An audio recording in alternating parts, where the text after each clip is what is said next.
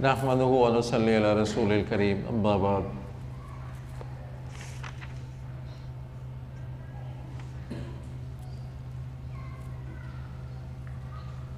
इन्नल्लाह हर्रम अलैकुम उक़ूक़ल उम्महात औ कमा क़ाल नबी सल्लल्लाहु अलैहि वसल्लम। बुखारी शरीफ की हदीस मुबारक है। दुरूद शरीफ बुलंद आवाज़। अल्लाहुम्मा सल्लि अला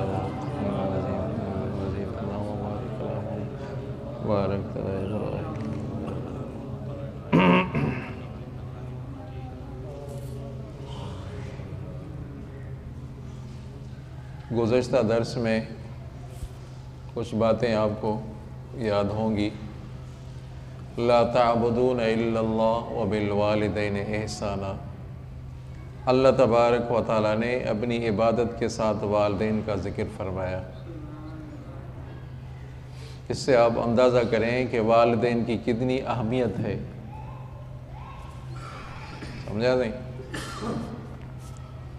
पता चल रहा है कि वालिदैन की अहमियत इतनी है। हज़ार दफ़ा आदमी नमाज़ें पढ़े, रोज़े रखे, आमाल करे, अगर वालिदैन नाराज़ हैं तो आमाल फ़ायदा नहीं देंगे। ये बात जहन में रहे। समझा नहीं? बहुत हम सुस्ती करते हैं, पढ़े लिखे अहबाब भी। अदब करना है, इंतहाई अदब करना है। इमाम अबू हनीफा जिसके मुक़ल्लिद हैं, इमाम आज़म, नाम है नौमान बिन साबित रहमतुल्लाह अलैह। वालदा ने कहा कि फ़लाँ मौली साहब है, तवज्जो करना, फ़लाँ मौली साहब है, उससे कफ़ारा का मसला पूछ कर आओ, कफ़ारे का मसला पूछ कर आओ। इमाम अबू हनीफा को कहती है वालदा। इमाम अबू हनीफा ने यह नहीं फरमाया मैं बताता हूँ, बहुत का है, बहुत बड़ा इमाम था, मैं बताता हूँ इल्म ये मसला। और जिसके लिए फरमाया, वालदा ने जिसके लिए कहा कि जो फिल्म मौली साहब खुतबा देता है, बयान करता, उससे पूछ कर आओ। और अक्सर करके ये होता है अजीज़ों, मसाजिद में जो इमाम होते हैं, खुतबा होते हैं, इतना बड़ा इल्म उनको नहीं होता जितने वो मदारिस में जो पढ़ाने वाले होते हैं ना, मुदर्रिस होते हैं, जो मुफ्ती होते हैं, उनको ज़्यादा इल्म होता है। फतवा और बात है, हम थोड़ी थोड़ी सी बात पर जल्दी फतवा दे देते हैं, नहीं, मुफ्ती का कोर्स करना पड़ता है, वो अलग मसला है।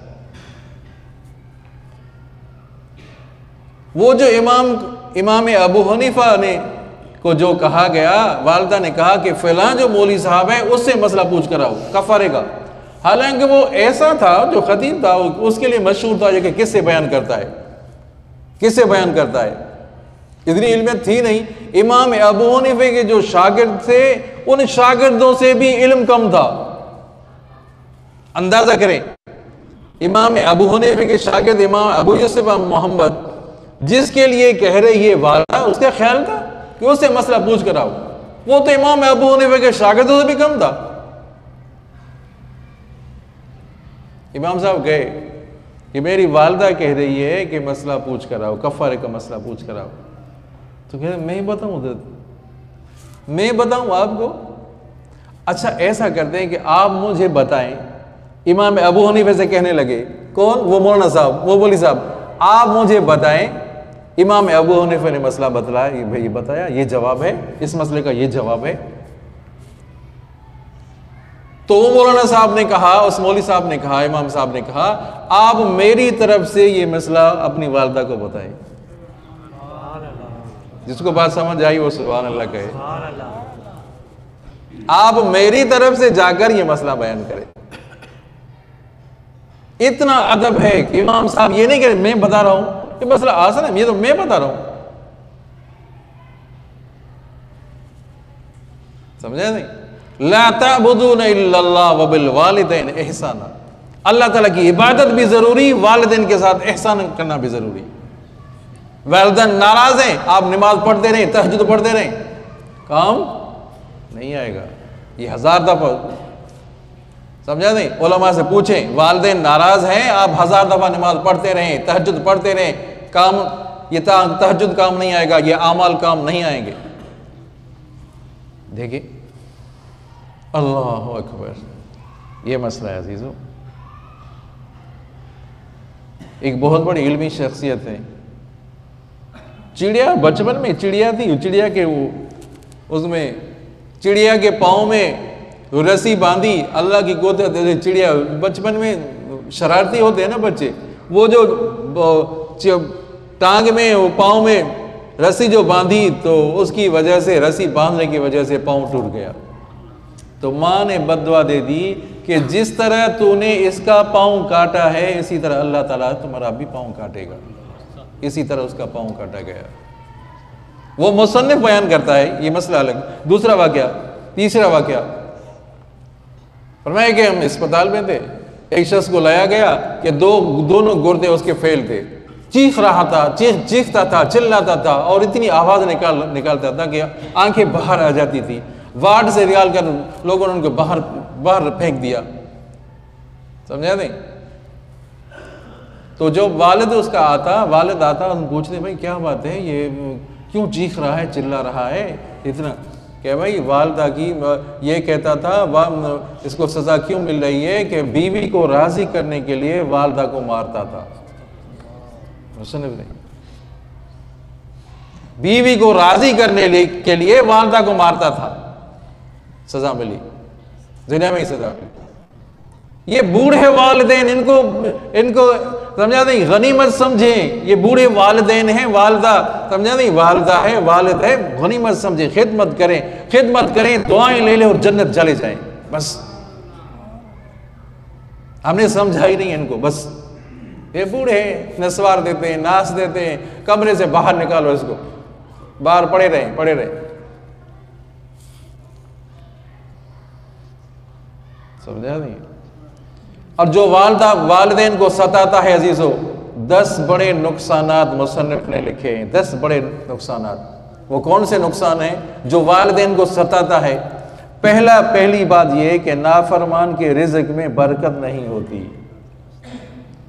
ये हदीस मुबारका है। जो फरमाबरदारी कर रहा है, समझा, जो आदमी ये कहता है कि मेरी उम्र बढ़ जाए, मेरे रिज़्क में कुशादी हो जाए, फिर वालिदैन की फरमाबरदारी करे।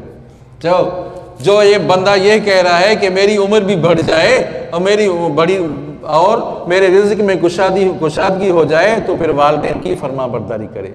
जो वालिदैन की नाफरमानी करता है, सजा क्या मिलेगी? उसका रिज़्क तंग हो जाएगा, जो सताता है। दूसरा ये कि उसकी औलाद नाफरमान हो जाएगी। तीसरा ये कि उसको सख्त अजाब होगा। चौथा ये कि तज़किरा उसका अच्छे अल्फाज से नहीं किया जाता। माँ का नाफरमान है, बाप का नाफरमान है। पांचवा अजाब उसको ये कि नेक आमाल की तौफीक सलब कर ली जाएगी। नेक आमाल की तौफीक उसको नहीं मिलेगी। समझा नहीं? छठा, उनके आमाल कबूल नहीं होंगे। जो उनके आमाल, नेक आमाल उसके कबूल नहीं होंगे, जो वालिदैन का नाफरमान है अजीजों। समझा नहीं? और जो वालिदैन का नाफरमान है, चेहरा उसका रौनक वाला नहीं होगा। और जो वालिदैन का नाफरमान है, अल्लाह ताला के दीदार से महरूम होगा। क्या बचा अजीजों उसके लिए? जो वालिदैन का नाफरमान है, अल्लाह का दीदार नहीं होगा। और 10वां और आखिरी ये कि अल्लाह ताला की रजा नसीब नहीं होगी। समझा नहीं? जो वालिदैन का नाफरमान है, अल्लाह की रजा नसीब नहीं होगी। आप सल्लल्लाहु अलैहि वसल्लम ने जब कभी कबायर को शुमार किया है, फरमाया कबायर के शुमार करने में शिरक भी है, शिरक करना भी गुनाह है, और झूठी कसम उठाना भी कबीरा गुनाह है, वालिदैन की नाफरमानी भी कबीरा गुनाह है। समझा नहीं?